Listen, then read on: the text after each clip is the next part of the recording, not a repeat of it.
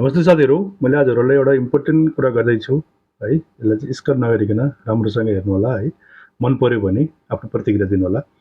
कुरो के छ भने अहिले सामाजिक सञ्जालमा हामीले मेसेन्जरहरू हैन, व्हाट्सएपहरू, इमोहरू विभिन्न चाहिँ आएको छ नि तरिकाहरू। त्यसबाट हामीले फोनहरू गर्न पाइन्छ, मेसेज गर्न पाइन्छ, त्यो सबैलाई थाहा छ है।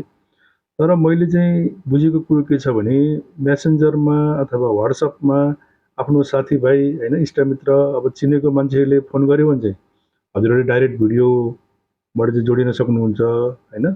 यदि हजुरहरूले चिन्नु भएको छैन हैन, जस्तो विदेशबाट फोन नम्बर आयो अथवा अनकाउन्ट नम्बर भनेर आयो हैन, अब विभिन्न फोनहरू त आउन सक्छ नि त।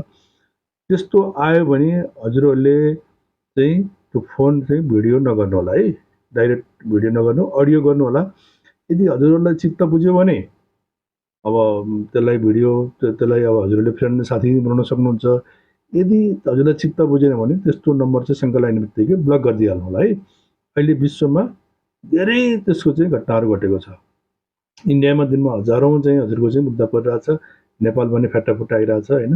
एउटा जमात छ, त्यो ब्ल्याकमेलिङ जमात। त्यो ब्ल्याकमेलिङले चाहिँ हाम्रो भिडियो कलबाट गरेपछि हाम्रो भिडियोको स्क्रिनमा त्यहाँ फोटो खिच्ने र विभिन्न अश्लील चिजहरू जोडेर चाहिँ हजुरहरूलाई बार्गेनिङ गर्ने, दुःख दिने काम गरिरहेछन् है। त्यसो हामी यसमा होसियार हुनुपर्छ। र तपाईँलाई कुरो कस्तो लाग्यो, मन पर्यो भने लाइक कमेन्ट गरिदिनु होला, सेयर गरिदिनु होला। हस् त, नमस्ते नमस्ते।